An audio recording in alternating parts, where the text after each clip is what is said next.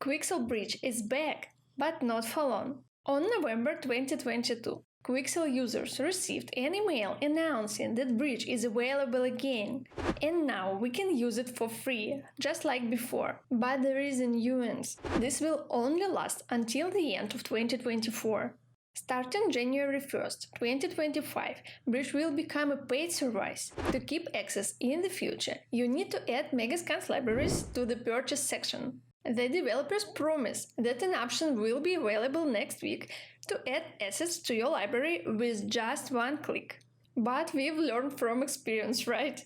So I suggest you don't wait and do it yourself right now. We'll use a script from Jamie Fan to help us with this. I've left the GitHub link to the script in the description. This script automatically adds all Megascans assets to the purchase section. This way, you'll still be able to use them, even after the free Epic Games subscription ends. Here is what you need to do. Go to the Megascans website and make sure you're logged into your account via Epic Games. Press F12 to open the developer tools and go to the console tab. To copy the script, click Row, press Ctrl+A, then Ctrl+C, and paste it into the console. If pasting doesn't work, simply type the command allow pasting and press enter. Then paste the code and press enter again. Confirm the action and wait for the process to finish.